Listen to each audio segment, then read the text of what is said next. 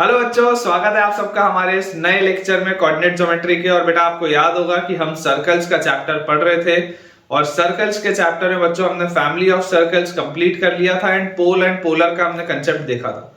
आज का जो बच्चों पूरा लेक्चर होगा उसमें पोल और पोलर पे हम कुछ इंपॉर्टेंट नोट पॉइंट्स देखेंगे, कुछ रिजल्ट्स उनके देखेंगे और उसके बाद फिर अपना नया टॉपिक स्टार्ट करेंगे, that is radical axis and radical centre. बहुत ही अमेजिंग लेक्चर होने वाला है, जबरदस्त लेक्चर है और मुझे पूरी उम्मीद है कि आज आपको बहुत कुछ सीखने को मिलने वाला है। तो चलिए स्टार्ट करते हैं अपना आज का लेक्चर। लेकिन अपना आज का लेक्चर स्टार्ट करने के पहले बेटा आप में से जितने भी बच्चों ने अभी तक हमारे टेलीग्राम चैनल को ज्वाइन नहीं किया है, आप सबसे एक मेरा हम्बल रिक्वेस्ट है कि आप हमारे टेलीग्राम चैनल से जुड़िए, जिसका ज्वाइनिंग लिंक आपको नीचे डिस्क्रिप्शन बॉक्स पे दिखाई दे रहा होगा। टेलीग्राम के चैनल को बेटा ज्वाइन करने से आपको दो फायदे होंगे। जो फर्स्ट एडवांटेज है वो ये है कि बच्चों मैं एक दिन में मल्टीपल वीडियोस पोस्ट करता हूं। मेरा ये प्रयास रहता है कि आपके लिए एक YouTube शॉर्ट, एक क्लास 11th का वीडियो और एक क्लास 12th का वीडियो डेली अपलोड हो। और इसकी वजह से होता यह है कि कई सारे बच्चों का यह फीडबैक आता है कि सर हमें पता ही नहीं चल पाया कि आपने नया लेक्चर कब पोस्ट किया था। तो ऐसी परिस्थितियों से बचने के लिए आपका टेलीग्राम का चैनल आपके बहुत काम आएगा, क्योंकि मैंने बच्चों एक हैबिट बनाई हुई है कि जब भी कोई एक नया वीडियो YouTube पे पोस्ट होता है इमीडिएटली उसका एक क्रिएटिव आपके टेलीग्राम चैनल पर भी आता है, ताकि आप बच्चों को हमेशा इस बात की जानकारी रहे कि कौन से दिन कितने बजे किस टॉपिक पे हमने एक नया वीडियो पोस्ट किया है, ताकि आप अपडेटेड रहें और अपने लेक्चर नोट्स कंप्लीट रखें। जो सेकंड अपना एडवांटेज है बच्चों वो ये है कि यहाँ पर बेटा मैं आपको बहुत सारे सवाल प्रैक्टिस कराता हूँ। मतलब मैं अक्सर ये बात क्लेम भी करता हूँ कि जितने क्वेश्चंस मैं आपको करवा रहा हूँ सॉल्व क्लास नोट्स में, उतने बेटा आपको पूरे हिंदुस्तान के किसी भी टीचर के क्लास नोट्स में, लेक्चर नोट्स में नहीं मिलेंगे क्वेश्चन। वो इसलिए क्योंकि बेटा मैं 6-7 अलग अलग सोर्सेस से पूरा मटेरियल निचोड़ कर सबका जो बेटा मतलब सबसे सही चीजें जो सब में वो मैं आपको एक साथ देता हूँ। तो उससे आपकी क्या एडवांटेज है। लेकिन उसके बाद भी बेटा मैं आपको ये बोल दूं कि यार इतने क्वेश्चंस भी सफिशिएंट नहीं है। अगर हमें जेईई मेंस और एडवांस को बेटा क्रैक करना है तो नंबर ऑफ क्वेश्चंस की प्रैक्टिस आपको और इंक्रीज करनी पड़ेगी। आपकी प्रैक्टिस बहुत ज्यादा होनी चाहिए। और ये एक्स्ट्रा आपको बेटा प्रैक्टिस के लिए क्वेश्चंस कहाँ मिलेंगे, तो आपके टेलीग्राम के चैनल पे मिलेंगे। तो यार किस बात का इंतजार कर रहे हो, जल्दी से हमारे टेलीग्राम के चैनल को आप ज्वाइन करो और अपने प्रिपरेशन को नेक्स्ट लेवल पर लेके जाओ। अब अगर आप डिस्क्रिप्शन बॉक्स देख ही रहे हैं टेलीग्राम के चैनल के लिए, तो यार उसमें आपको एक यूट्यूब चैनल का भी लिंक दिख रहा होगा। सवाल ये उठता है बच्चों कि ये वाला यूट्यूब चैनल कौन सा है। तो बेटा ये यूट्यूब चैनल मेरा पर्सनल यूट्यूब चैनल है, क्योंकि मेरा ऐसा मानना है कि अभी आप जिस एग्जाम की तैयारी कर रहे हैं उस एग्जाम के दौरान बहुत स्वाभाविक सी बात है कि कई बार आपको डीमोटिवेशन फील होगा या आपको खुद पर सवाल उठेंगे कि यार हम इस काबिल है भी या नहीं कि हम ये इस एग्जाम को क्लियर कर पाए। तो इन सारी परिस्थितियों से वापस आपको बाहर निकालने के लिए, आपका एनर्जी लेवल इंक्रीज करने के लिए, आपको बेटा इंस्पायर करने के लिए ही वो मैंने चैनल बनाया है, जिसमें कि बेटा मैंने इंश्योर किया है कि मैं सिर्फ पॉजिटिव कंटेंट शेयर करूंगा। ऐसा उसमें बच्चों मैं कंटेंट पोस्ट करने वाला हूं जो कि आपको हमेशा मोटिवेटेड रखे। ठीक है, तो आप अगर चाहें तो आप एक बार उस चैनल को भी विजिट करके देखें और अगर आपको फायदा होता हो तो आप उस चैनल को भी सब्सक्राइब कर सकते हैं। चलिए स्टार्ट करते हैं बेटा अपना आज का लेक्चर। अगर आपको मेरे पढ़ाने से थोड़ा सा भी फायदा हो रहा है, मेरे नोट से अगर आपको थोड़ा सा भी फायदा हो रहा है, तो जल्दी से इस वीडियो को लाइक कर दीजिए। देखिए पोल एंड पोलर बेटा हम पढ़ तो चुके ही थे, बेसिक हमको पोल एंड पोलर का याद है। तो कुछ नोट पॉइंट्स अपन लिखते हैं पोल और पोलर के सबसे पहले। ठीक है, आप नोट डाल के बेटा लिखिए। पहला पॉइंट अपने पास आ जाएगा द इक्वेशन ऑफ पोलर। ठीक है ना, मैंने आपको इस पर बेस कुछ सवाल करवाए भी थे लास्ट लेक्चर में। The equation of polar is t equal to 0, जो कि मैंने आपको बताया ही था। The equation of polar is t equal to 0, so the polar of point, the equation of polar is t equal to 0, so the polar of point x1 y1, so the polar of point x1 y1 with respect to the circle, so the polar of point x1 y1 with respect to the circle, कौन से circle के respect में, with respect to the circle x square plus y square plus 2gx plus 2fy plus c equal to 0.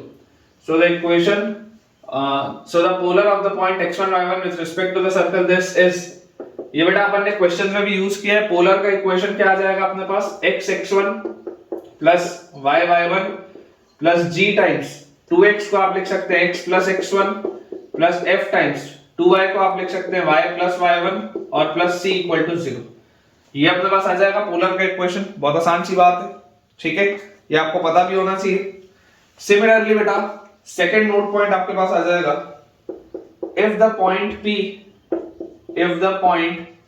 P x1 y1, if the point P x1 y1 is outside the circle, imagine करिए अगर बेटा point outside है circle के बाहर है। If the point P x1 y1 is outside the circle, then the equation of polar and chord of contact is same। याद करिए बेटा पोलर का भी इक्वेशन t इक्वल टू 0 आपके पास आ रहा है, और कॉर्ड ऑफ कॉन्टैक्ट जो आपने लिखा था, कॉर्ड ऑफ कॉन्टैक्ट क्या होता था, जहां पर आप टेंजेंट्स डालते थे, टेंजेंट्स के एंड पॉइंट को जब आप ज्वाइन करते थे तो कॉर्ड ऑफ कॉन्टैक्ट का भी इक्वेशन t इक्वल टू 0 आता था। तो if point P x1 y1 is outside the circle, अगर मान लीजिए आपके पास point P x1 y1 circle के बाहर होगा, ठीक है, x1 y1 सर्कल के बाहर होगा, तो देखिए आपने इस पे टेंजेंट ड्रॉ किया, तो ये आपने जब टेंजेंट ड्रॉ किया तो ये आपके पास कॉर्ड ऑफ कांटेक्ट आ रहा है, और यही आपके पास पोलर भी आएगा। This is polar and chord of contact, दोनों यही है। This is polar and chord of contact इस केस के, क्योंकि बेसिकली यही आपके पास सीकेंट आ जाएगा, तो ये सीकेंट के जो एंड पॉइंट्स होंगे ये भी आपको इसी पे बेटा जाके इंटरसेक्ट करेंगे, ठीक है ना, ये यहीं पर आके मिलेंगे इस तरीके से। तो ये आपका बेटा पोलर भी है और ये आपका कॉर्ड ऑफ कांटेक्ट भी है। तो equation of polar and chord of contact is same. So chord of contact is the polar, एक ही बात है, ठीक है ना, पोलर और chord of contact सेम ही होंगे। इसके बाद बच्चों जो थर्ड अपने पास इसमें पॉइंट दिया हुआ है, थर्ड नोट पॉइंट आप लिखेंगे कि if the point P x1 y1 is inside the circle, if the point P x1 y1 is inside the circle, अगर मान लीजिए बेटा पॉइंट P सर्कल के अंदर हुआ, इमेजिन करिए अगर आपके पास पॉइंट P जो है वो सर्कल के अंदर हुआ, तो इससे आप टेंजेंट तो बना नहीं सकते। तो अगर बेटा आप इस अंदर वाले पॉइंट से टेंजेंट नहीं बना सकते तो कॉर्ड ऑफ कांटेक्ट की तो बात होगी नहीं। So if the point P x1 y1 is inside the circle, then chord of contact does not exist. If the point P x1 y1 is inside the circle, then the chord of contact does not exist, but polar does. Polar में exist करेगा, polar तो simple है, t equal to 0। Polar will always exist, ठीक है क्या, polar will always exist. लेकिन अगर बेटा आपके पास ये जो पॉइंट P अंदर लाई कर गया तो आप टेंजेंट बना नहीं सकते। अगर आप टेंजेंट बना ही नहीं सकते तो कॉर्ड ऑफ कांटेक्ट आने का सवाल ही नहीं उठता, ठीक है क्या। तो ये बेटा इसका लॉजिक है कि if the point P x1 y1 is inside the circle, then chord of contact does not exist. chord of contact exist नहीं करेगा, लेकिन पोलर एग्जिस्ट करेगा। इक्वेशन वही रहेगा t इक्वल टू 0। इसके बाद थर्ड पॉइंट के बाद बच्चों जो फोर्थ पॉइंट अपने पास लिखा हुआ है, थर्ड पॉइंट आपको मुझे लगता है समझ में आ गया होगा। फोर्थ पॉइंट देखिए, फोर्थ पॉइंट आपके पास क्या आ जाएगा, if the point P x1 y1 lies on the circle, मान लीजिए अगर ये सर्कल के ऊपर लाई करता है, if the point P x1 y1 lies on the circle, then अब देखिए अगर ये सर्कल के ऊपर लाई करेगा बेटा, इसका मतलब आप समझिए पोलर का इक्वेशन तो t इक्वल टू 0 ही होता है। कॉर्ड ऑफ कांटेक्ट भी जो टेंजेंट आएगा, बेसिकली कॉर्ड ऑफ कांटेक्ट भी यही वाला आ जाएगा आपके पास, ठीक है ना। कॉर्ड ऑफ कांटेक्ट होता क्या है, कॉर्ड ऑफ कांटेक्ट एक ऐसा लाइन बेटा होता है, कॉर्ड ऑफ कांटेक्ट एक ऐसा लाइन होता है जो बेसिकली आपके इस पॉइंट से जो दोनों आपके टचिंग वाले पॉइंट्स होते हैं उनको ज्वाइन करता है। तो अगर मान लीजिए आपके पास पॉइंट P सर्कल के ऊपर ही लाई कर गया, इसी में आपको बता देता हूं, इमेजिन करिए अगर आपके पास पॉइंट P सर्कल के ऊपर ही लाई कर गया, तो इस पॉइंट को टच करने वाला तो एक ही लाइन होगा, फिर यही आपका लाइन होगा, ठीक है ना। बेसिकली कॉर्ड ऑफ कांटेक्ट क्या होता है, कॉर्ड ऑफ कांटेक्ट एक ऐसा पॉइंट होता है जो टेंजेंट जहां पर बनी है उन दोनों को बेटा मिलाता है, ये वाला पॉइंट। तो अगर बनी एक टेंजेंट है तो यही आपका कॉर्ड ऑफ कांटेक्ट भी होगा, यही आपका पोलर भी होगा, और यही आपका टेंजेंट भी होगा, सब कुछ यही होगा, समझिए इस बात को। यही वाली जो लाइन होगी ये पोलर भी होगी, कॉर्ड ऑफ कांटेक्ट भी होगी, टेंजेंट भी होगी, ठीक है। इस वाले के लिए मैं ग्राफ बता रहा हूँ कि if the point P x1 y1 lies on the circle, अगर मान लीजिए x1 y1 बच्चों सर्कल के ऊपर लाई किया, ये x1 y1 जो है अगर ये सर्कल के ऊपर लाई करेगा तो polar chord of contact and tangent, polar chord of contact and tangent, ठीक है, on that point are same, tangent on that point are same, सब कुछ सेम होगा, सबका इक्वेशन सेम होगा, पोलर भी वही है, कॉर्ड ऑफ कांटेक्ट भी वही है, टेंजेंट भी वही है, सारी चीजें बच्चों सेम आएंगी। सिमिलरली फिफ्थ पॉइंट हमारे पास लिखा हुआ है, ये इंपॉर्टेंट है, इसमें सवाल बन जाते हैं कभी कभी कि if the polar of P, if the polar of P, polar क्या होता है, एक स्ट्रेट लाइन होती है, पोलर बेसिकली लोकस होता है उस पॉइंट का जहां पर से सीकेंट के एंड पॉइंट से आप टेंजेंट डालें तो वो इंटरसेक्ट करे, और पोलर का इक्वेशन आता है t equal to 0, it is basically a straight line. तो if the polar of P with respect to a circle, if the polar of P with respect to a circle passes through the point Q, if the polar of P with respect to a circle passes through the point Q, ठीक है, कि अगर बच्चों P का polar मतलब एक straight line जो P का पोलर है, अगर वो पॉइंट Q से पास होता है ना, passes through the point Q, and if the polar of point Q, and if the polar of point Q passes through point P,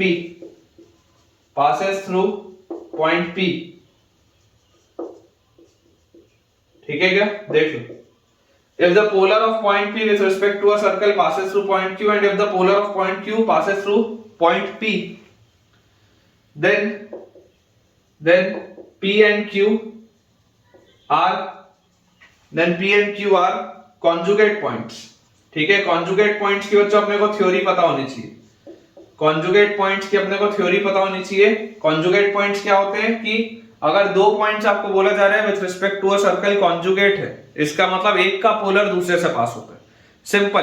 अगर चाहो तो हिंदी में लिख लो, कॉन्जुगेट पॉइंट्स मतलब एक का पोलर दूसरे से पास होता है, सीधी सी बात, ठीक है ना। P का पोलर Q से पास होगा, Q का पोलर P से पास होगा, खत्म बात, अगर कॉन्जुगेट पॉइंट्स की बात हो रही है तो। then P and Q are conjugate points of each other,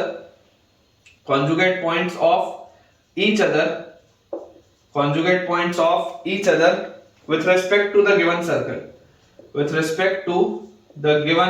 circle, ये अपने पास बेटा एक स्टेटमेंट आ जाता है, ठीक है। ये 5 अपन ने पॉइंट्स लिख लिए, एक पॉइंट अपने पास और है, तो अपन इसको क्लियर करते हैं, नेक्स्ट पॉइंट लिखते हैं। आई होप बच्चों आपको देखो चीजें समझ में आ रही होंगी, छोटे छोटे से पॉइंट्स हैं पोल और पोलर के, ठीक है। ये तो बहुत बेसिक सी बात थी 2, 3 और 4 में। 5 में एक इंपॉर्टेंट पॉइंट है जिस पर बेस्ड रही मैं आपको सवाल भी कराऊंगा।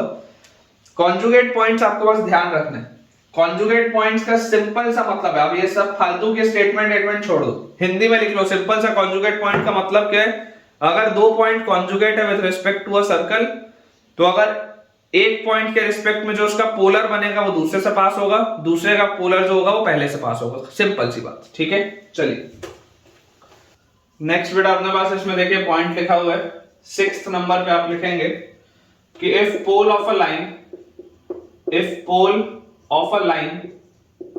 लाइन कौन सी होगी, पोलर होगी, तो if pole of a line with respect to a circle, if pole of a line with respect to a circle lies on the second line,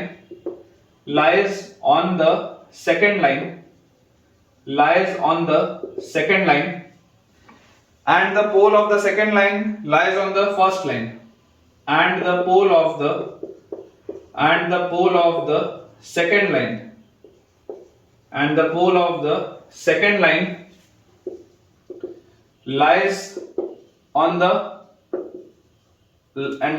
the second line lies on the first line, ठीक है, and the pole of the second line lies on the first line, then both the lines are conjugate lines,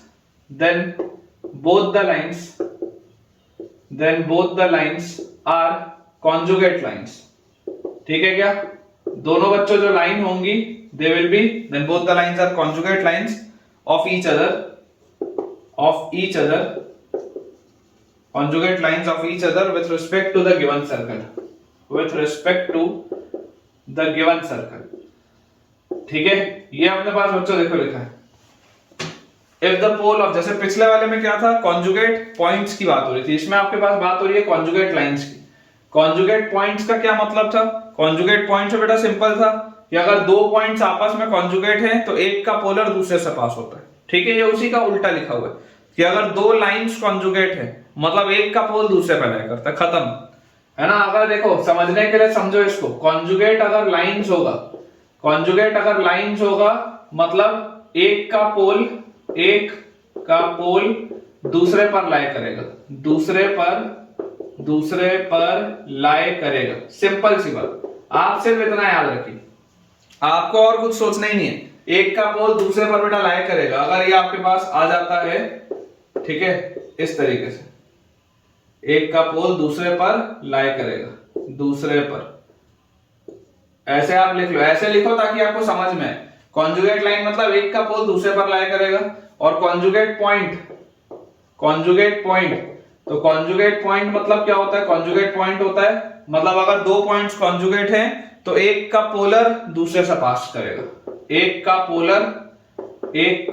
polar दूसरे से पास करेगा, दूसरे से पास करेगा, simple, ठीक है? आप सिर्फ इसको याद रखिए, बाकी सब स्टेटमेंट सब बेकार है, स्टेटमेंट वगैरह का बेटा कोई भी काम नहीं है, ठीक है ना? आप तो सिंपल इसको याद रखो, इतने में आपका काम चल जाएगा, ठीक है? देखो मैं आपको सवाल कराता हूं, आपको सवाल से समझ में आ जाएगा। पहले तो अपन अपन बेटा चलो डायरेक्टली ऐसा करते हैं, क्वेश्चन ही लिखते हैं। पहले क्वेश्चन आपको मैं कराता हूं, उसके बाद एक दो और काम की चीजें वो बताऊंगा। पहले आपको क्वेश्चन करा देता हूं। लिखा है अपने पास, find the value of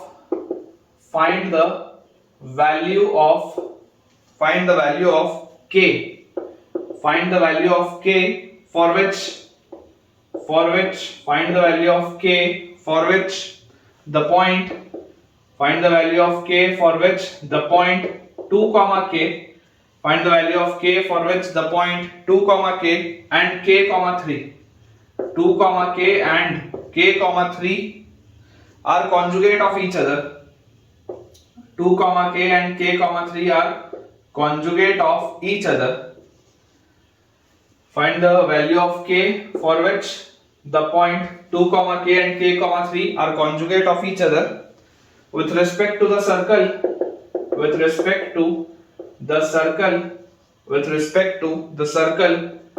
x square plus y square equal to 10, ठीक है क्या? ये अपने पास लिखा है k की कौन सी वैल्यू के लिए 2 k और k 3 are conjugate of each other with respect to the circle. अब कॉन्जुगेट बोलने का क्या मतलब है? कॉन्जुगेट बच्चों बोलने का सिंपल सा मतलब है कि अगर ये दो पॉइंट्स कॉन्जुगेट हैं तो एक का पोलर दूसरे से पास होगा, बहुत ऑब्वियस सी बात है, ठीक है?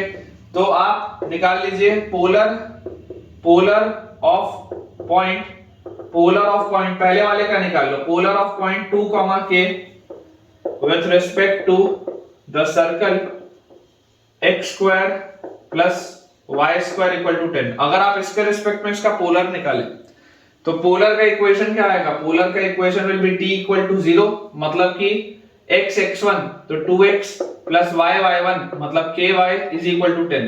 ये आपके पास आ जाएगा पोलर का equation. This is the equation of polar x x1 plus y y1 is equal to 10।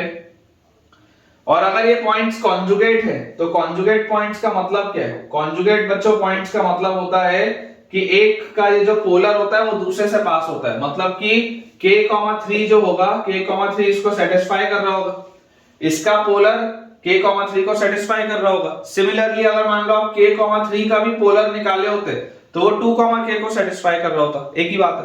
तो इसमें k 3 आप जैसे डालोगे तो आपके पास आएगा 2k plus 3k is equal to 10, तो this implies k is equal to 2, ठीक है क्या? 2k plus 3k is 5k, तो 5k इज इक्वल टू 10, तो k की वैल्यू बच्चों अपने पास आ जाएगी 2। बहुत सिंपल सा सवाल है, ठीक है? बहुत आसान सा बच्चों सवाल है, आपको समझ में आना चाहिए। चलिए इसको क्लियर करते हैं। थोड़े मैं आपको एक दो अच्छे सवाल हैं जो कराता हूं। क्वेश्चन बच्चों अपने पास लिखा हुआ है, प्रूव दैट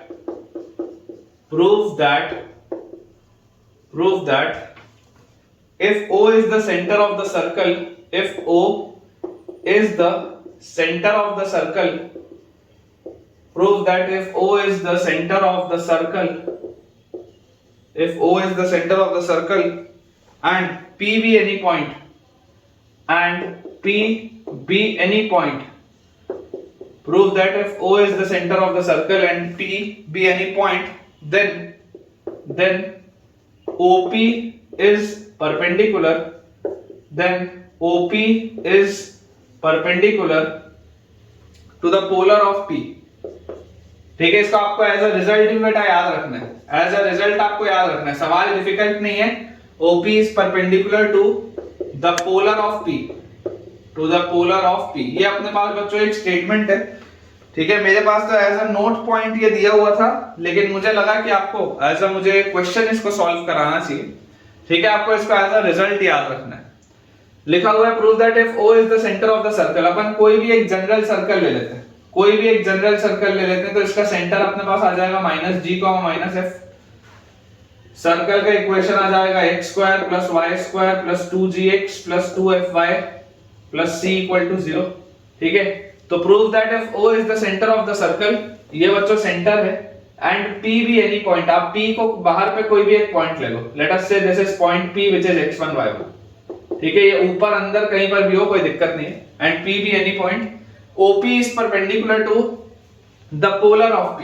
अब देखो, अगर बेटा आप OP को ज्वाइन करोगे, अगर आप OP को ज्वाइन करोगे तो आपको बोला जा रहा है OP is perpendicular to the polar of P। Polar of P मतलब ये इसके परपेंडिकुलर होगा। अगर ये इसका पोलर है, late us say this is the polar, तो OP का ये जो P का पोलर अपना है ये OP के परपेंडिकुलर होगा। आपको ये चीज याद भी रखनी, एज अ रिजल्ट आपको ये याद रखना है, सवालों में यूज आ सकता है, ठीक है। तो सबसे पहले मैं बेटा आपको बोलता हूं कि स्लोप ऑफ OP कितना है, what is the slope of OP। तो यार अगर आप स्लोप ऑफ OP बोलोगे 2 पॉइंट फॉर्म से, तो this will B y1 + f upon x1 + g, यही आएगा आपके पास स्लोप ऑफ OP। और अगर मैं आपको बोलता हूं कि इक्वेशन ऑफ पोलर मुझे बताओ क्या होगा, तो इक्वेशन ऑफ पोलर बच्चों आप मुझे बोलोगे equation of polar will be t = 0। अब अगर हम बोलते हैं कि equation of polar is t = 0, तो यार यहां से हमारे पास देखो क्या आ जाएगा इक्वेशन। अगर आप पॉइंट x1 y1 के रिस्पेक्ट में देखेंगे, तो equation of polar will be x(x1) + y(y1) + g times x + x1 + f times y + y1 और प्लस c = 0। ये अपने पास होगा, करेक्ट। और अगर बच्चों ये चीज अपने पास आएगी, तो यार यहां से अगर मैं इसको रीअरेंज करके लिखूं, तो मेरे पास आ जाएगा x times x1 + g plus y times y1 + f और plus gx1 + f y1 + c = 0। तो क्लियरली बच्चों आपको यहां से जो स्लोप दिख रहा है, यहां से आपके पास स्लोप क्या आ जाएगा, slope will be minus times of g + x1 upon f + y1, ये आपके पास आएगा स्लोप। यहां से आप देख लीजिए, इसका स्लोप है y1 + f upon x1 + g, इसका स्लोप है x1 + g upon y1 + f with a minus sign. तो क्लियरली आपको दिखाई दे रहा है कि अगर इसके स्लोप को मैं m2 बोल दूं, इसके अगर बेटा मैं स्लोप को m1 बोल दूं, तो m1 m2 की वैल्यू आपके पास आ रही है -1, और m1 m2 की वैल्यू -1 आ रही है। This implies polar is perpendicular to OP, polar is perpendicular to OP, यही तो है, polar is perpendicular to OP। यही तो आपको करना था कि prove that if O is the centre of the circle and P be any point, then OP is perpendicular to the polar of P। आगे अपने पास तो बहुत आसान से इसका रिजल्ट था, आपको इसको एज अ रिजल्ट याद रखना है। पेपर में हम डेरिवेशन नहीं करेंगे। अगर मैंने आपको क्लास नोट्स में लिखा दिया है और ये बोल दिया है कि इसको आपको एज अ रिजल्ट याद रखना है, मतलब रखना है, बहुत सीधी सी बात। चलिए अगला देखते हैं। सिमिलरली बच्चों अपने पास जो नेक्स्ट रिजल्ट लिखा हुआ है, ये भी काफी इंपॉर्टेंट रिजल्ट है, ठीक है। इसमें दिया हुआ है if O be the center of a circle, if O be the center of the circle, if O be the center of the circle and P be any point, and P be any point, if O be the center of the circle and P be any point, then if OP meet the polar of P, if OP meet the polar of P, if OP meet the polar of P in Q, then prove that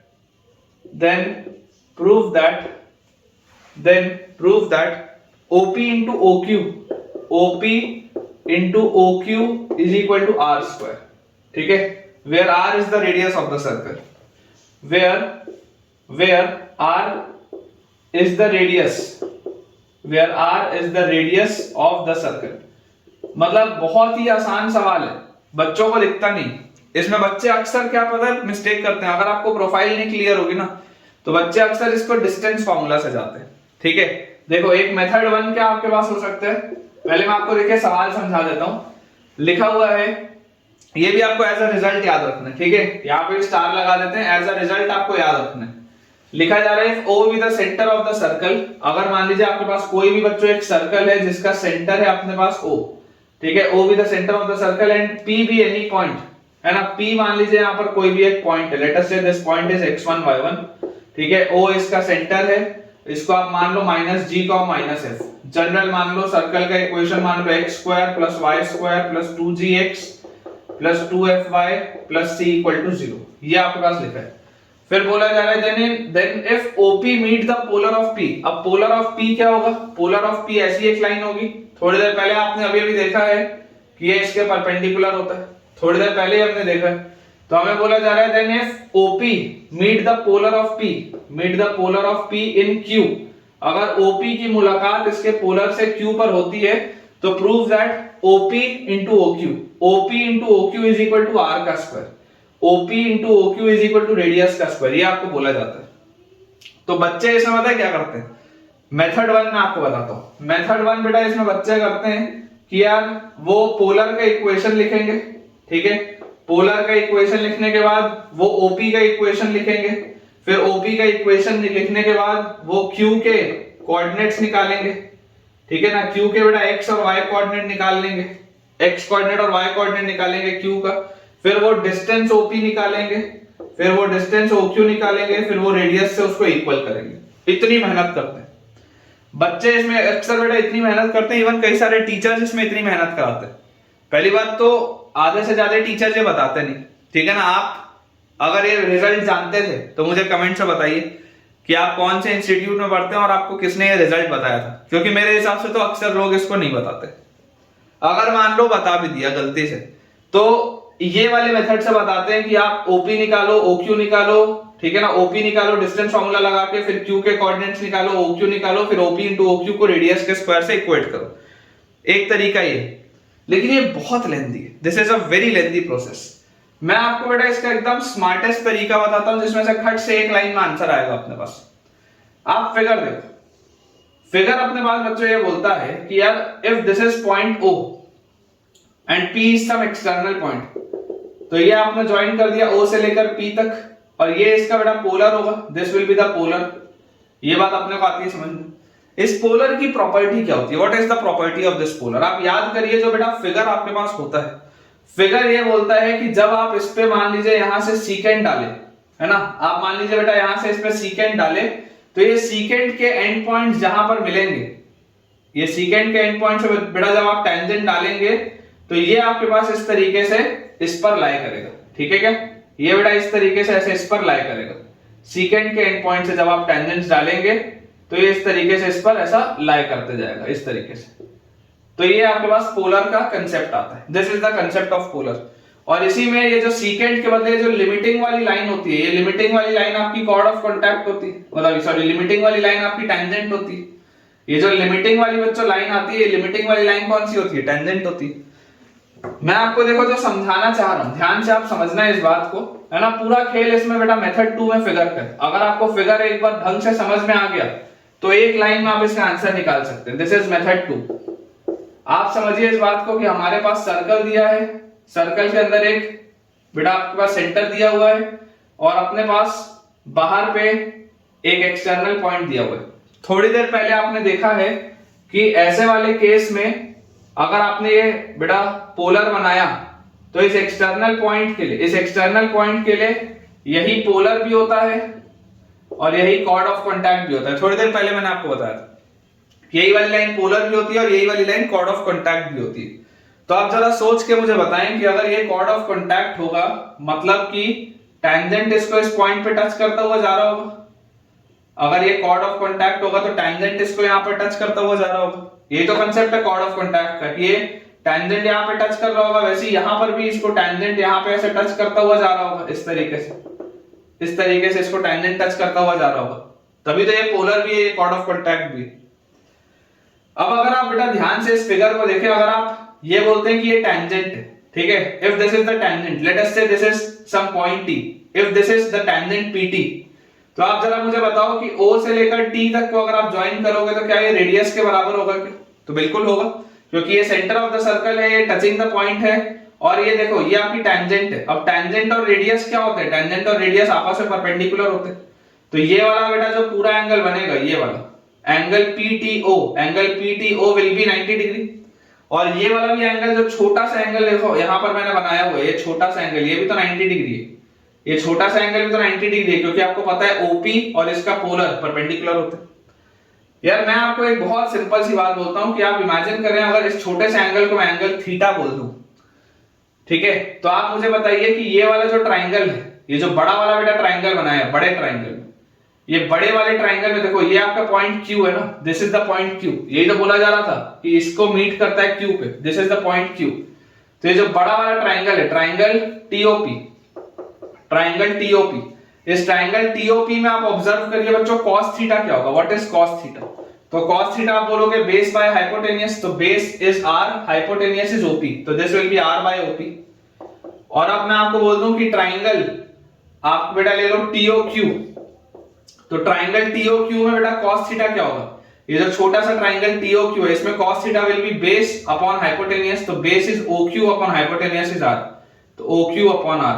बस equate आपने देखो cos theta को जैसे ही किया तो आ गया answer r² is equal to OP into OQ। यही तो करना था, यही तो आपको करना था, r² is equal to OP into OQ। तो आप अगर प्रोफाइलिंग समझते हैं, आपको अगर बच्चों फिगर आता है समझ में, तो बहुत आसान है सवाल।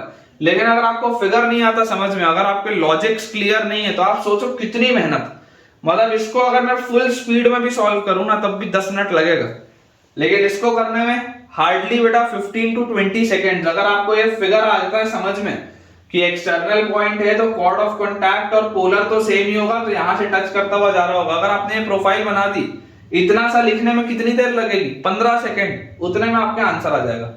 और आपको तो एज अ रिजल्ट याद होना चाहिए, क्योंकि मैंने आपको नोट्स में लिखाया और पर्टिकुलरली मैंने वहां पे स्टार भी लगाया आपके लिए कि आपको ये एज अ रिजल्ट याद रखना है, ठीक है। तो आप मुझे कमेंट सेक्शन में बताइएगा कि आपको ये चीज आती थी या नहीं आती थी, और अगर आती थी तो उसका इतना जबरदस्त आपको मेथड पता था या नहीं पता था।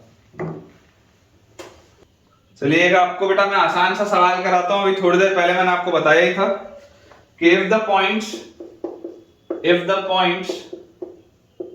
2, 3 and 1 lambda are conjugate points,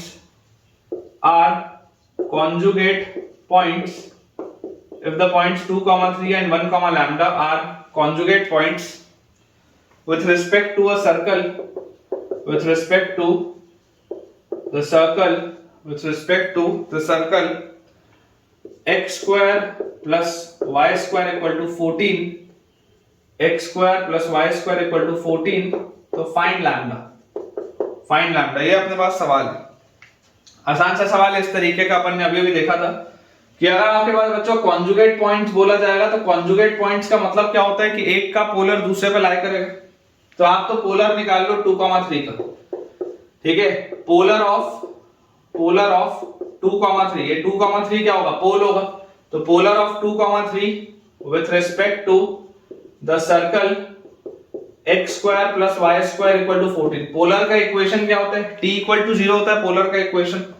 तो इसके रिस्पेक्ट में बेटा अगर आप करेंगे तो x x1 plus y y1 is equal to 14, ये आपके पास आएगा इक्वेशन ऑफ पोलर। और अगर आपको कॉन्जुगेट पॉइंट बोला जा रहा है मतलब एक का पोलर दूसरे से पास करेगा, एक का पोलर दूसरे से पास करेगा, तो बेटा आपके पास दूसरा पॉइंट है 1, लैम्डा, ये वाले पोल से इसका भी पोलर पास होना चाहिए, तभी तो कॉन्जुगेट पॉइंट्स होंगे। तो 1, लैम्डा अगर आप डालेंगे तो 2 + 3 लैम्डा इज इक्वल टू 14, तो बच्चों यहां से आ जाएगा 3 लैम्डा इज इक्वल टू 12 और लैम्डा की वैल्यू आपके पास आ जाएगी 4। बहुत आसान, बहुत ही आसान सा बात, ठीक है, क्लियर। एक मैं आपको बच्चों आखिरी सवाल कराता हूं पोल और पोलर का, उसके बाद फिर अपन पढ़ेंगे radical axis and radical centre. Question बच्चों अपने पास इसमें दिया हुआ है कि prove that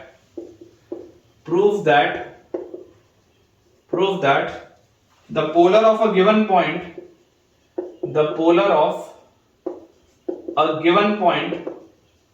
prove that the polar of a given point with respect to any one of the circles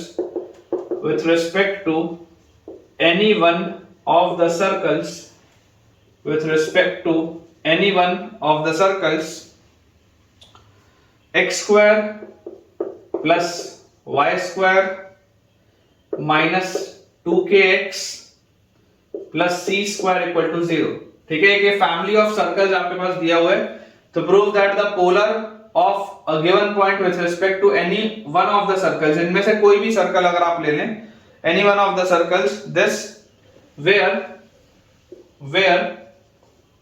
k is a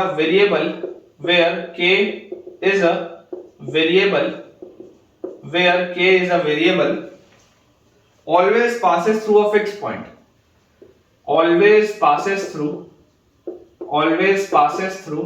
a fixed point, ठीक है। it always passes through a fixed point whatever be the value of k, whatever be the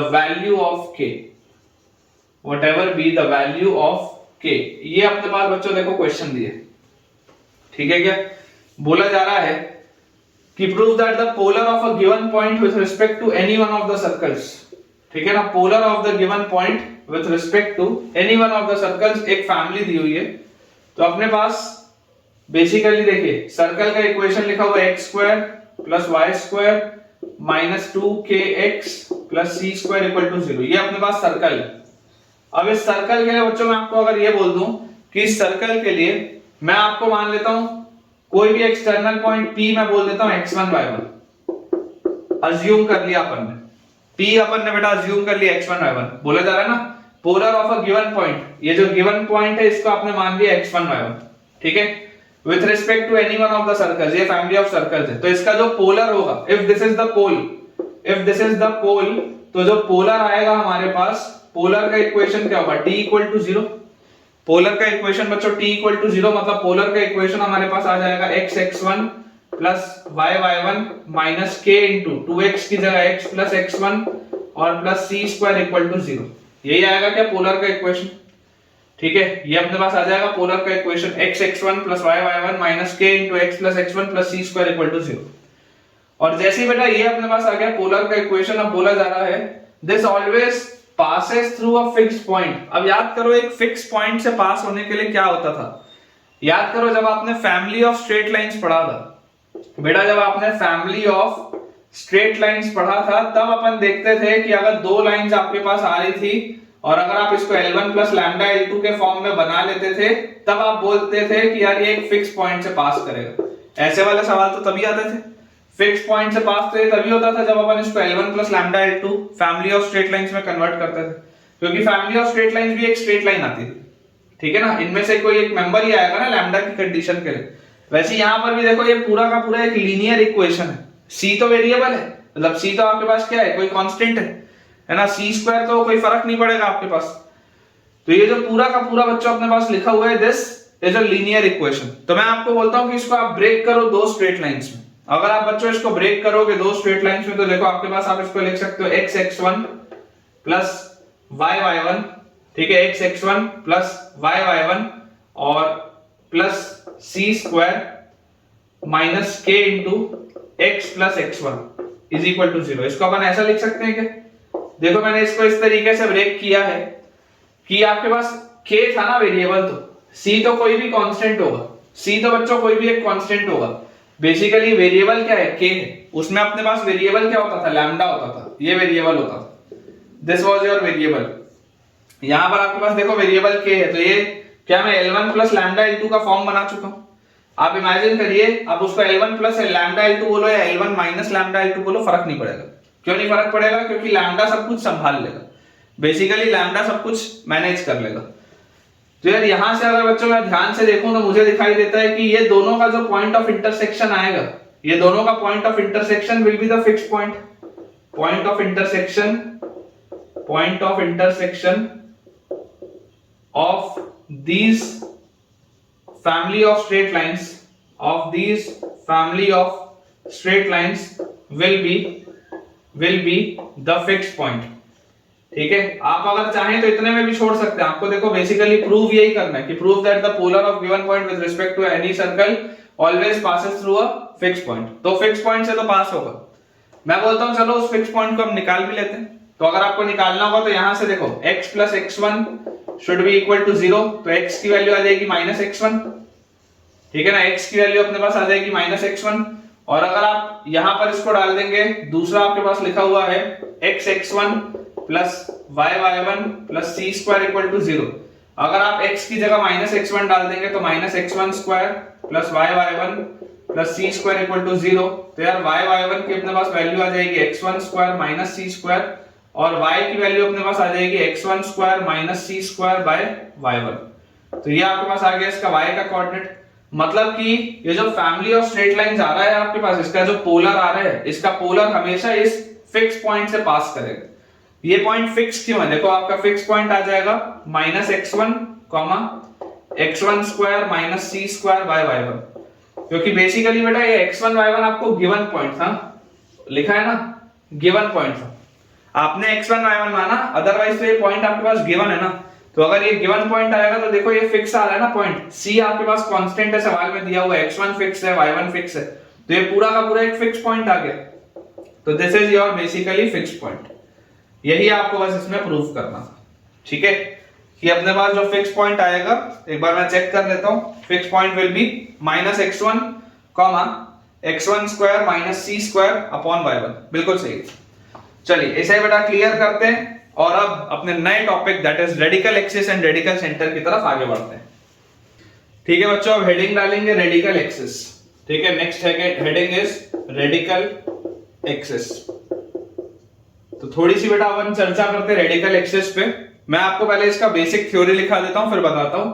याद करिए radical axis बेटा वही वाली axis है जब मैंने आपको बोला था, जब मैं आपको फैमिली ऑफ सर्कल्स का टाइप 1 पढ़ा रहा था, तब मैंने आपको साफ साफ बोला था कि लैम्डा की वैल्यू कभी भी -1 नहीं हो सकती, क्योंकि s1 माइनस s2 जो होगा वो स्ट्रेट लाइन बनेगी, जिसको रेडिकल एक्सिस बोलते हैं। ये वही वाला पोर्शन है, वहां से आप इसको कोरिलेट कर सकते हैं। तो बेसिकली देखिए बेटा, अगर हम पहले थ्योरेटिकली देखें तो अपने पास लिखा हुआ है रेडिकल एक्सिस को बेटा अपन RA से रिप्रेजेंट करेंगे। ठीक है, शॉर्ट में मैं इसको RA से रिप्रेजेंट करूंगा। तो लिखा हुआ है the radical axis of the two circles, the radical axis of the two circles is the locus of the point,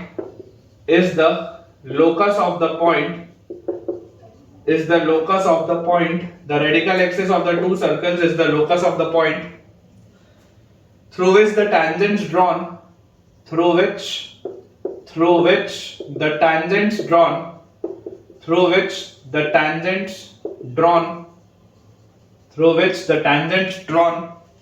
to the given circle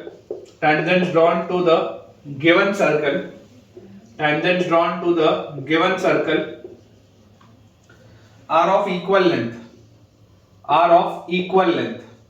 ठीक है क्या बेटा? आपके पास बेसिकली देखिए दो सर्कल्स के लिए रेडिकल एक्सिस की बात होती है, एक सर्कल के लिए नहीं होती। दो सर्कल्स होने चाहिए जिसके लिए रेडिकल एक्सिस की बात होगी, क्योंकि हम s1 माइनस s2 करते हैं, आपको ऑलरेडी फैमिली ऑफ सर्कल से उसका आइडिया है। यहां पर देखिए आपके पास बोला जा रहा है थ्रू विच, अगर एक ऐसे पॉइंट का लोकस जहां से अगर आप टेंजेंट ड्रॉ करें दोनों सर्कल पर तो उनका लेंथ सेम। ठीक है ना, ये अपने को बेटा समझ में आना चाहिए। In other words are of equal length के बाद बच्चों आप लिखेंगे in other words radical axis is the locus of the point radical axis is the locus of the point, is the locus of the point. In other words, radical axis is the locus of the point for which the powers, locus of the point for which the powers, locus of the point for which the powers with respect to given circle, powers with respect to given circle is equal. आप उसको power बोलो या power of point बोलो, बात एक ही है ना. For which the powers with respect to या पावर ऑफ पॉइंट लिखो. चलो, for which the power of point, for which the power of point with respect to given circle is equal. ये अपने पास बच्चों देखो लिखा हुआ है. सबसे पहले हम इसका थ्योरेटिकली समझे कि हो क्या रहा है. आप इमेजिन करें, आपके पास बेटा अगर एक सर्कल दिया हुआ है या आपके पास बच्चों दूसरा सर्कल दिया हुआ है, दो अलग अलग सर्कल्स हैं आपके पास, और आपसे बात हो रही है इनके रेडिकल एक्सिस की. आपसे बेटा बात हो रही है इनके रेडिकल एक्सिस की. तो ये आपके पास मान लीजिए सर्कल, ये पहले वाला जो सर्कल है इसका सेंटर S1 है, ये सर्कल S1 है, ठीक है. इसका सेंटर C1 है, इसका सेंटर आप मान लो C2, ये सर्कल S2 है. सर्कल अगर बेटा मैं S1 का इक्वेशन आपको बोल दूं कि circle S1 is equal to x square plus y square plus 2g1x plus 2f1y plus c1 equal to 0, and circle S2 बच्चों अपने पास दिया हुआ है x square plus y square plus 2g2x plus 2f2y plus c2 equal to 0. ये अपने पास दिया हुआ है. हमें बोला जा रहा है एक ऐसे पॉइंट का लोकस, एक ऐसे पॉइंट का लोकस जहां से कि अगर आप बच्चों टेंजेंट्स ड्रॉ करें, एक ऐसे पॉइंट का लोकस जहां से कि बच्चों अगर आप टेंजेंट्स ड्रॉ करें तो टेंजेंट्स का लेंथ क्या है, टेंजेंट्स का लेंथ आपके पास सेम है. एक ऐसे पॉइंट का लोकस जहां से कि अगर आप बच्चों इसमें टेंजेंट्स ड्रॉ करें दोनों सर्कल पे तो टेंजेंट्स का जो लेंथ है दैट शुड बी सेम. ठीक है. तो बेसिकली आपको बेटा ये बोला जा रहा है कि मान लीजिए ये मैं बोलता हूं पॉइंट P है विच इज h, k, तो मुझे एक ऐसे पॉइंट का लोकस बताना है. मुझे बेटा एक ऐसे पॉइंट का लोकस बताना है जहां से ये टेंजेंट का लेंथ सेम आएगा. तो क्लियरली आपको दिखाई देता है कि ये वाले टेंजेंट का लेंथ होगा √S1, ये वाले टेंजेंट का लेंथ होगा √S2, जहां पे आपने h, k से कोऑर्डिनेट्स डाले. या आप इसको बोल सकते हो कि late us say this is A and this is B. तो क्लियरली मुझे एक बात पता है कि PA का वैल्यू PB के बराबर होना चाहिए, और PA होता है √S1 और PB होता है √S2. इतने में तो कोई डाउट ही नहीं. तो यहां से आपके पास अगर आप स्क्वायर करोगे तो S1 should be equal to S2, ये आपके पास आ जाएगा. S1 should be equal to S2. अब अगर बेटा आपके पास ये चीज आ जाती है, अब देखो, या तो आप डायरेक्टली यहां से बोल सकते हो S1 minus S2 is equal to 0, या तो आप यहां से बोल सकते हो directly S1 minus S2 equal to 0, या अगर आप इसको और सिंप्लीफाई करके देखना चाहें कि इक्वेशन बेसिकली आता क्या है. ये तो देखो हमने लिख लिया कि S1 minus S2 equal to 0 आ जाएगा. अगर मान लो मैं इसको ढंग से सिंप्लीफाई करके देखना चाहूं तो देखो S1 की वैल्यू क्या आएगी अपने पास. S1 will be h square plus k square और plus 2g1h plus 2k1y, sorry 2g1h plus 2f1y, 2g1h plus 2f1k, 2g1h plus 2f1k plus c1 should be equal to, यहां पर बेटा देखो S2 अपने पास क्या आ जाएगा. S2 will be h square plus k square plus 2g2h plus 2f2k plus 2f2k plus c2. ये दोनों same होना चाहिए यार. यहां से मुझे देखो दिखाई दे रहा है h square k square h square k square तो गया, तो अपने पास फाइनली आ जाता है h into 2g1 minus 2g2. सबसे पहले तो h into 2g1 minus 2g2, फिर plus k into 2f1 minus 2f2 और plus c1 minus c2 equal to 0. ये अपने पास आता है. देखो ये आपके पास बच्चों एक रिलेशन आ जाता है h into 2g1 minus 2g2 plus k into 2f1 minus 2f2 plus c1 minus c2 is equal to 0. और फाइनली आपको पता है लोकस के लिए आप क्या बोलते हैं. लोकस के लिए बच्चों आप फाइनल स्टेप में h को रिप्लेस करते हैं x से, और बेटा आप k को यहां से रिप्लेस करते हैं y से. ये अपने पास आ जाएगा. तो ये अपने पास इक्वेशन आ जा रहा है. देख लो आप, ये जो लिखा हुआ है 2g1x minus 2g2x plus 2f1y minus 2f2y plus c1 minus c2, ये बेसिकली क्या लिखा हुआ है S1 माइनस S2 लिखा हुआ है. ये इक्वेशन है बेटा रेडिकल एक्सिस का. क्लियरली आपको दिखाई दे रहा है कि ये रेडिकल एक्सिस एक स्ट्रेट लाइन आ रही है। This radical axis is coming out to be a straight line. ये रेडिकल एक्सिस है, ये स्ट्रेट लाइन होगा। और कभी भी इस बात को हमको ध्यान रखना है कि अगर आपके पास दो सर्कल्स दिए हुए हैं तो उनका रेडिकल एक्सिस क्या होगा, S1 - S2 होगा। आपको सिर्फ यहां पर एंश्योर बेटा एक चीज करनी है, मैं नोट डाल के आपको लिखा दे रहा हूं। Always ensure that coefficient of x square is equal to coefficient of y square is equal to 1। आपको हमेशा बस ये चीज इंश्योर करनी है, क्योंकि अगर मान लीजिए आपने S1 - S2 किया, यहां पर मान लो कोफिशिएंट है 2x square plus 2y square, यहां पर है x square plus y square, तुम ऐसे ही अगर सब्ट्रैक्ट करोगे तब तो सर्कल मिल जाएगा। लेकिन रेडिकल एक्सिस तो हमेशा एक स्ट्रेट लाइन होती है। तो आपको हमेशा, इसलिए मैं बोल रहा हूं, आप सर्कल के साथ कभी भी बेटा कैसा भी सवाल आपके पास आए, आप हमेशा सबसे पहले x स्क्वायर और y स्क्वायर के कोफिशिएंट्स को 1 बनाइए, क्योंकि हम जो भी रिजल्ट्स डिराइव कर रहे हैं वो सारे के सारे रिजल्ट्स किसके लिए हैं, जब x स्क्वायर और y स्क्वायर का कोफिशिएंट 1 ऑलवेज। तो आपको ये चीज इंश्योर करना बहुत ज्यादा जरूरी है, ठीक है। तो अपने पास बच्चों इक्वेशन आ जाएगा S1 - S2 = 0, है ना। ये सेंटर C1 और ये सेंटर C2 आपको पता ही है यहां से। और ये बेसिकली होता है रेडिकल एक्सिस, ये एक ऐसे पॉइंट का लोकस जहां से अगर कि आप बेटा टेंजेंट्स ड्रॉ करें सर्कल पे, तो उन टेंजेंट्स का जो लेंथ हो वो सेम हो, या आप ऐसा बोल सकते हैं कि अगर टेंजेंट्स का लेंथ सेम होगा तो their square power of point भी सेम आ जाएगा। चलिए, आई होप बेटा आपको ये क्लियर हो गया होगा। अब बेटा इसमें मैं आपको नोट पॉइंट्स में कुछ इंपॉर्टेंट रिजल्ट्स बता रहा हूं, ठीक है। आप बेटा ये कुछ इंपॉर्टेंट रिजल्ट्स हैं जो आपको पता होने चाहिए रेडिकल एक्सिस के, और जहां जहां पर जरूरत होगी वहां वहां पर मैं इसका डेरिवेशन भी आपको बता दूंगा। लेकिन ये कुछ इंपॉर्टेंट रिजल्ट्स हैं जो आपको याद भी होने चाहिए। सबसे पहला अपने पास रिजल्ट है the radical axis of two circle is always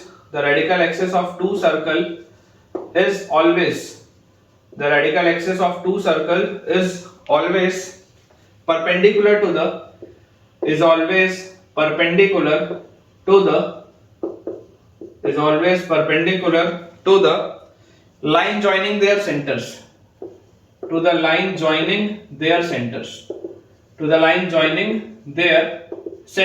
सबसे पहला पॉइंट तो आपके पास ये आ गया कि रेडिकल एक्सिस हमेशा ही क्या होगा, radical axis will always be perpendicular to the line joining their centres. चलिए देखिए, समझिए बेटा इस बात को। मान लीजिए आपके पास ये एक सर्कल है, ये आपके पास दूसरा सर्कल है, ये इसका सेंटर है, ये इसका सेंटर है, और इनका रेडिकल एक्सिस मान लो यहां पर कहीं पर आता है। तो आपको बोला जा रहा है कि इनके सेंटर्स के परपेंडिकुलर होगा रेडिकल एक्सिस हमेशा।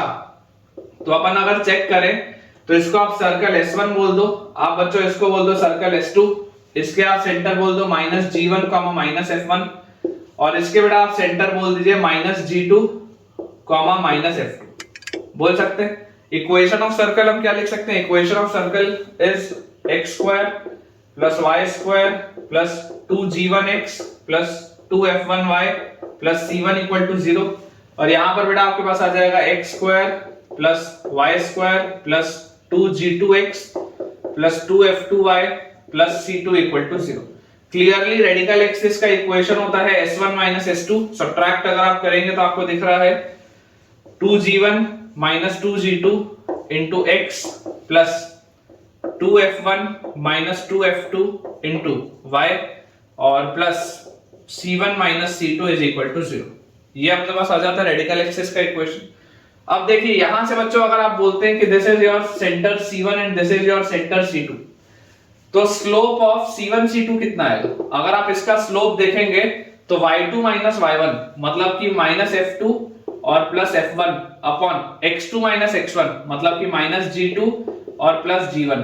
तो ये आपके पास बेसिकली आ जाता है f1 minus f2 upon g1 minus g2। ये आ जाता है आपके पास इसका स्लोप।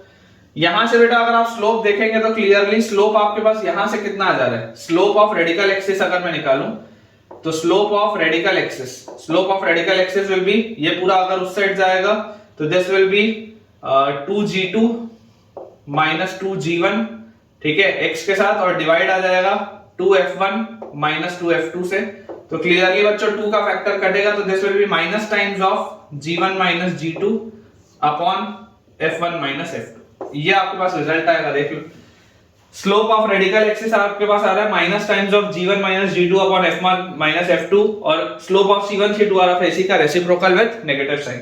तो क्लियरली आपको बच्चों दिखाई दे रहा है कि देखो दोनों के स्लोप्स का प्रोडक्ट -1 है और क्योंकि बच्चों इन दोनों के स्लोप्स का प्रोडक्ट -1 है इसकी वजह से ये जो रेडिकल एक्सिस होगी, ये रेडिकल एक्सिस हमेशा ही इन सेंटर्स के लाइन के परपेंडिकुलर होगी। सबसे पहला इंपॉर्टेंट पॉइंट ये है कि आपको हमेशा अपने बेटा दिमाग में बात रखनी है कि अगर दो सर्कल्स हैं तो दोनों का सेंटर से जो भी मैं लाइन जोड़ेगी उसके परपेंडिकुलर ही हमेशा आएगी आपकी रेडिकल एक्सिस। ठीक है, ये है फर्स्ट पॉइंट। क्लियर करते हैं इसको। अगला बच्चों अपने पास इसमें रिजल्ट लिखा हुआ है, सेकेंड इंपॉर्टेंट रिजल्ट है the radical axis need not pass through the mid point, need not pass through the mid point. जरूरी नहीं है कि वो मिड पॉइंट से ही पास हो। Need not pass through the mid point, need not pass through the midpoint of the line joining their centers, midpoint of the line joining their centers।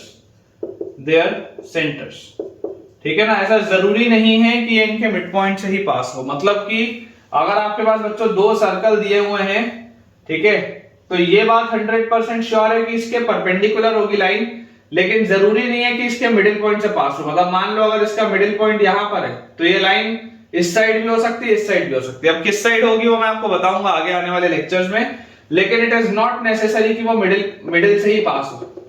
Middle से ही पास हो ऐसा जरूरी नहीं। ठीक है, it is not necessary. The radical axis need not pass through the mid point of the line joining their centres. ये आपके पास second important result था जो आपको बच्चों पता होना चाहिए। इसमें एज सच कुछ प्रूव करने का और एक्सप्लेन करने का बहुत ज्यादा नहीं है, जैसे जैसे हम आगे बढ़ते जाएंगे आपको ऑटोमेटिकली समझ में आता जाएगा। थर्ड अपने पास बेटा इंपॉर्टेंट जो रिजल्ट है वो है इफ द टू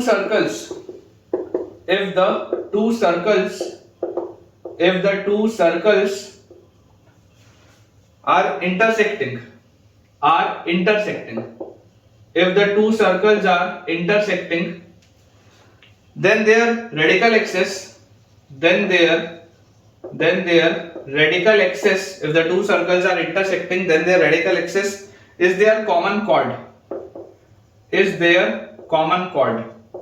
अगर मान लीजिए आपके पास बच्चों दो सर्कल्स इंटरसेक्ट हो रहे हैं तो रेडिकल एक्सिस जो होगा वो कॉमन कॉर्ड होगा।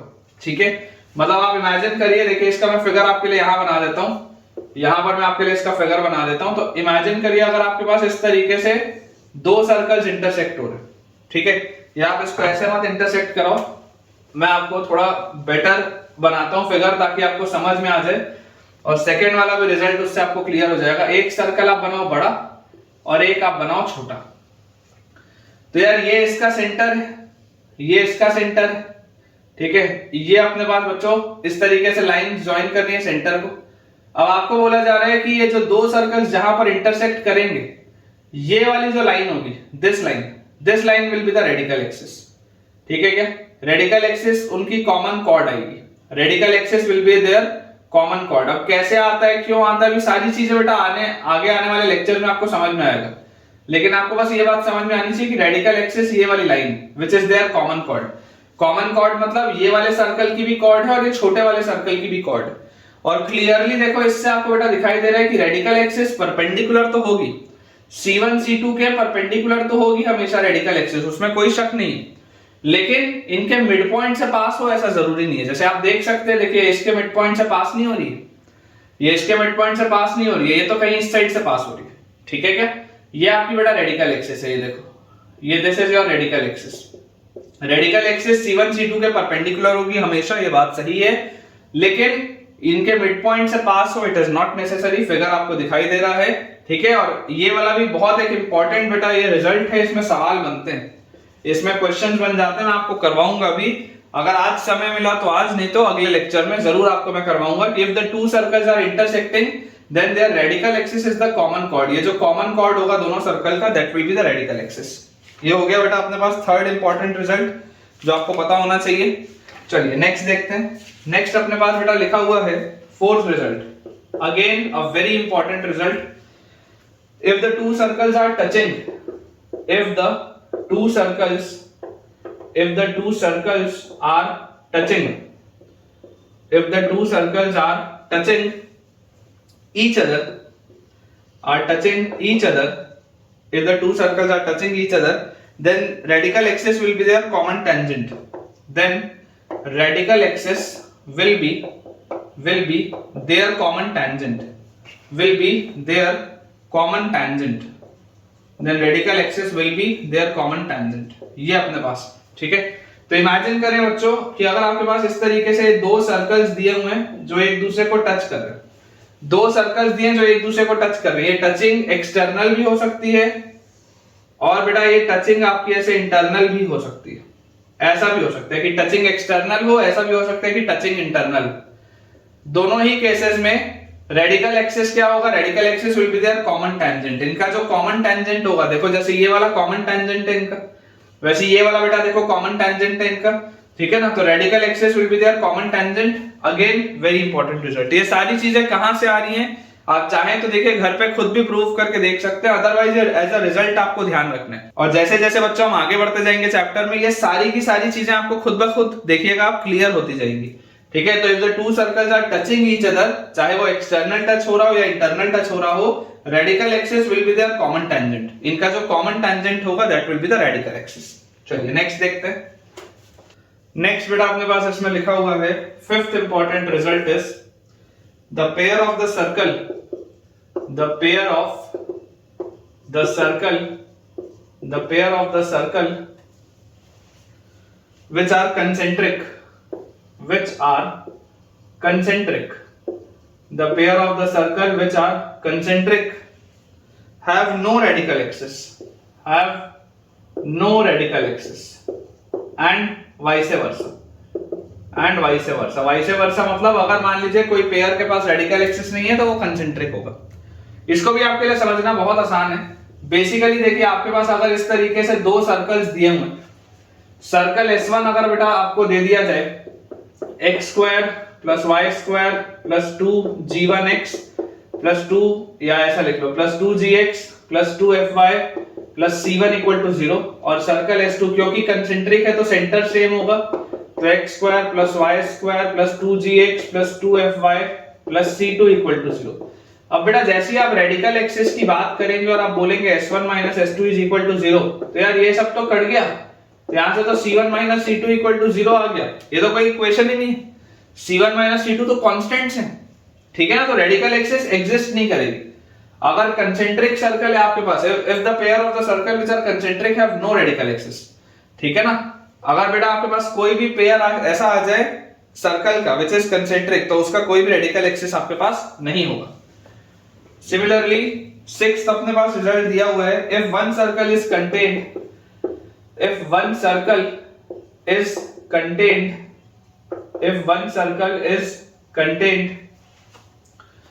in other,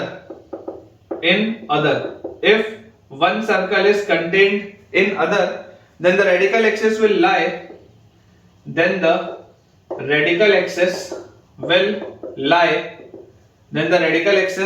lie, outside both the circles, basically देखिए किस तरीके की फिगर की बात हो रही है, उतना इंपॉर्टेंट नहीं है ये। इसमें आपके लिए ऐसी बात हो रही है कि अगर मान लीजिए एक सर्कल इधर है और ये आपका दूसरा सर्कल है, ना ये कंसेंट्रिक है ना ये इंटरनली टचिंग है, कंसेंट्रिक भी नहीं है इंटरनली टचिंग भी नहीं है, तो आपको बोला जा रहा है कि इनका जो रेडिकल एक्सिस होगा वो दोनों सर्कल्स के बाहर लाई करेगा। रेडिकल एक्सिस एग्जिस्ट तो करेगा क्योंकि x और y वाले टर्म्स कटेंगे नहीं, तो रेडिकल एक्सिस एग्जिस्ट भी करेगा और इनके बाहर होगा। ये आपके पास है छठवां इंपॉर्टेंट रिजल्ट, ठीक है। इसके बाद बच्चों अगला देखते हैं। चलिए 4 बेटा बस अपने को पॉइंट और लिखने, ठीक है। फिर आज अपन और कोई सवाल नहीं करेंगे, आज का लेक्चर उतने में अपन ब्रेक करेंगे। 4 में आपको इंपॉर्टेंट पॉइंट्स और लिखवा देता हूं कि radical axis, point number 7, radical axis if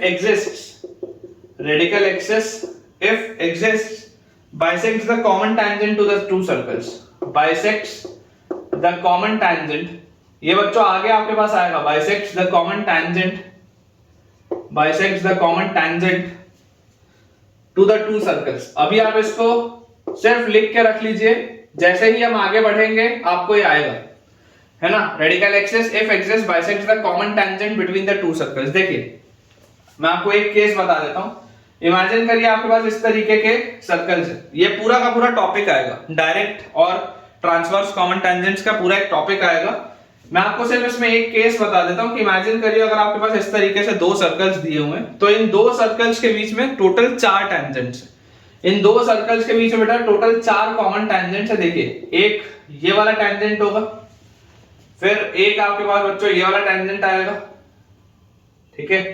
ये आपके पास देखिए 2 टेंजेंट्स हो गए, और 2 टेंजेंट्स के बाद बेटा आपके पास ये एक यहां पर आएगा इंटरनल टेंजेंट, ठीक है ना, this will B an internal tangent, तो ये तीसरा टेंजेंट हो गया, और ये आपके पास आएगा this will be the fourth tangent. Basically आप देखिए ये पॉइंट्स अलग अलग है, ये पॉइंट अलग है, ये पॉइंट अलग है, फिर ये वाला पॉइंट अलग है, ये वाला पॉइंट अलग है, ये पॉइंट अलग है, ये पॉइंट अलग है, वैसे ये वाला भी पॉइंट अलग है, और ये वाला भी पॉइंट अलग है। क्योंकि आपको एक बात की जानकारी है कि एक सर्कल पर किसी भी एक पॉइंट पे, एक सर्कल के किसी भी एक पॉइंट पे आप मैक्सिमम एक ही टेंजेंट डाल सकते हैं।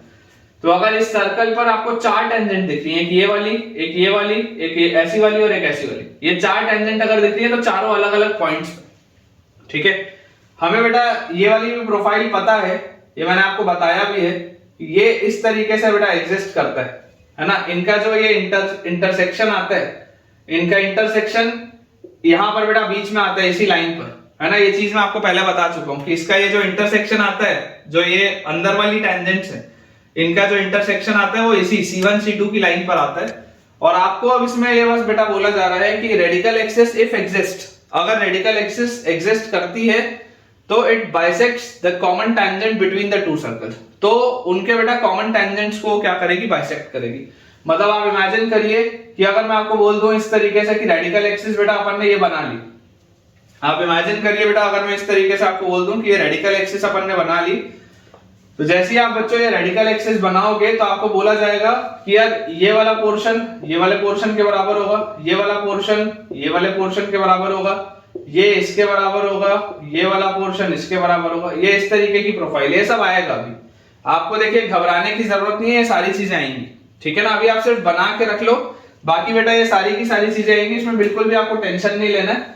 जब मैं आपको टेंजेंट वाली अभी चीज बताऊंगा इसके बाद, तो उसमें मैं आपको डिटेल में ये बताऊंगा, ठीक है। आप सिर्फ अभी फिलहाल पॉइंट लिख के रख लीजिए कि रेडिकल एक्सिस अगर एग्जिस्ट करेगा तो वो बाइसेक्ट करेगा, bisects the common tangent to the two circles. इसके बाद पॉइंट नंबर बेटा जो 8 अपने पास है, पॉइंट नंबर 8, पॉइंट नंबर 8 लिखा हुआ है the radical axis of 3 circles, the radical axis of 3 circles, the radical axis of 3 circles taking 2 at a time, taking 2 at a time, taking 2 at a time, meet at a point, meet at a point। ये point कौन सा point होता है बेटा, ये आपको next lecture में पता चल जाएगा। स्टार बस लगा के रख लीजिए कि आपको नेक्स्ट लेक्चर में पता चल जाएगा। देखो बोला जा रहा है कि radical axis of 3 circles taking 2 at a time। Basically मान लो आपके पास ये एक सर्कल है, ये बेटा आपके पास दूसरा सर्कल है, और ये आपके पास तीसरा सर्कल है। इमेजिन करिए आपके पास ये 3 सर्कल्स हैं, तो इनका रेडिकल एक्सिस कुछ ऐसा होगा, इनका रेडिकल एक्सिस कुछ ऐसा होगा, और इनका बच्चों रेडिकल एक्सिस कुछ ऐसा होगा। ये आपके पास अंदाजे से कुछ आएगा रेडिकल एक्सिस। तो आपको ये बोला जा रहा है कि ये जो रेडिकल एक्सिस आप बनाएंगे ना, देखिए ये इसका सेंटर है, ये इसका सेंटर है, ये डॉटेड लाइन में बना देता हूं, क्लियरली आपको दिख रहा है इनका रेडिकल एक्सिस इसके परपेंडिकुलर है। वैसे देखो ये अगर इसका सेंटर है, इसको अगर मैं ज्वाइन कर दूं तो ये भी आपको दिख रहा है ये भी परपेंडिकुलर है। इसको बेटा अगर मैं ज्वाइन कर दूं तो आपको देखो क्लियरली दिख रहा है ये भी परपेंडिकुलर है ना। इस पे चर्चा होगी आने वाले लेक्चर पर, इस प्रोफाइल पर चर्चा होगी। अभी आप सिर्फ प्रोफाइल बना के रख लीजिए कि रेडिकल एक्सिस ऑफ 3 सर्कल्स, अगर आपके पास मान लीजिए 3 सर्कल्स हैं तो उनका रेडिकल एक्सिस अगर आप बनाएंगे taking 2 at a time, the radical axis of 3 circles taking 2 at a time, दो करके अगर आप बनाएंगे रेडिकल एक्सिस को, तो आपको वो हमेशा बेटा किसी एक पॉइंट पे मीट करेंगे, ठीक है। इंपॉर्टेंट पॉइंट है, लिख लीजिए इसको। उसके बाद बेटा जो 9th पॉइंट है अपने पास, 9th पॉइंट भी आपको अभी फिलहाल लिखा दे रहा हूं। बेसिकली रेडिकल एक्सिस से रिलेटेड जितने रिजल्ट्स हैं मैं आपको सारे लाइन से लिखा दे रहा हूं। आने वाले बेटा जो 1-2 हमारे लेक्चर्स होंगे, 3 लेक्चर्स होंगे, उसमें आपको सब कुछ खुद ब खुद क्लियर हो जाएगा, ठीक है। अभी आप सिर्फ नोट इसको करके रख लीजिए, क्योंकि अगर मैं इसको अलग अलग जगह लिखाऊंगा ना तो आपके लिए कंफ्यूजन होगा, इसलिए आप इसे नोट करके रखिए। 9th अपने पास बच्चों पॉइंट लिखा हुआ है, if 2 circles if two circles are orthogonal to the third circle, if two circles are orthogonal, अब orthogonal क्या होता है आपको बेटा पता नहीं होगा, ठीक है, तो घबराइए मत, आएगा अगले लेक्चर में आएगा, अभी सिर्फ लिख लो। if two circles are orthogonal to the third circle, orthogonal to the third circle, if two circles are orthogonal to the third circle, ठीक है, ये अपने पास लिखा हुआ है, the radical axis of both the circle, the radical axis of both the circle, the radical axis of both the circle passes through the center of the third circle, both the circle passes through the center, passes through the center of the third circle, passes through the center of the third circle, ये अपने पास दिया हुआ है। फिलहाल आप इसको सिर्फ note करके रखिए, ये आपको ऑटोमेटिकली नेक्स्ट लेक्चर में या उसके नेक्स्ट लेक्चर में बेटा जब मैं आपको ऑर्थोगोनल इंटरसेक्शन पढ़ाऊंगा उसमें आपको समझ में आएगा। If two circles are orthogonal to the third circle, the radical axis of both the circles passes through the center of the third circle, ये अपना बेटा 9th रिजल्ट था, इस पे भी सवाल बनते हैं, ठीक है ना, इस पे भी सवाल बनते हैं, इसलिए आप स्टार लगा के रख लीजिए। और फाइनली बेटा जो 10th अपने पास रिजल्ट है, that is a system of circles, a system of circles where every pair, a system of circles where every pair have the same radical axis, every pair have the same, where every pair have the same radical axis is called a coaxial system of circles, is called a coaxial system of circles। ये भी बच्चों अपने आप में एक पूरा topic है, coaxial system of circle भी अभी अपने को पढ़ना बचा है, ठीक है। तो बेसिकली देखो मैंने आज किया क्या है बेटा, मैंने आपको रेडिकल एक्सिस से रिलेटेड जितने भी काम के रिजल्ट्स थे वो मैंने आपको एक साथ लिखा दिए, ताकि आप जब भी रिवाइज करें तो आपको एक बार में सारे पॉइंट्स दिख जाएं। अदरवाइज अगर मैं इसको अलग अलग लिखाऊंगा ना तो आपको क्लैरिटी नहीं आएगी, ठीक है। तो ये सारे बच्चों पॉइंट्स हमने लिख लिए हैं, अभी आप जितना समझ चुके हैं उसमें कोई दिक्कत नहीं है। आने वाले लेक्चर्स में ये बचे हुए जो सारे पॉइंट्स हैं उन पर आप देखेंगे, आपको क्लैरिटी आ जाएगी। तो बच्चों इसके साथ हम अपना आज का लेक्चर एंड करते हैं, और मुझे पूरी उम्मीद है कि आपको आज का लेक्चर बहुत बढ़िया तरीके से समझ में आया होगा। आज बेटा हमने जो पोल पोलर के पहले कंसेप्ट देखे, ठीक है, उसमें जो भी इंपॉर्टेंट रिजल्ट्स थे वो देखे, फिर सवालों की हमने प्रैक्टिस की, फिर हमने यहाँ पर बेटा देखा कि किस तरीके से आप रेडिकल एक्सिस को डिफाइन करते हैं, क्या होता है रेडिकल एक्सिस। तो ये तमाम चीजें बहुत इंपॉर्टेंट हैं और मेंस और एडवांस में इनमें क्वेश्चंस बनते हैं। तो अगर आपको आज का लेक्चर बच्चों अच्छा लगा है, पसंद आया है, तो मुझे कमेंट में बताइए कि आपने क्या क्या आज मुझसे नया सीखा। और अगर बहुत अच्छा लगा हो तो वीडियो को लाइक करना ना भूलें, चैनल को सब्सक्राइब जरूर करें, और दोस्तों के साथ बेटा मैक्सिमम अपने जो आपका फ्रेंड सर्कल है उनके साथ भी इस वीडियो को और इस चैनल को रेफर करें, ताकि उन सब बच्चों की पढ़ाई बहुत बढ़िया तरीके से हो पाए। Thank you.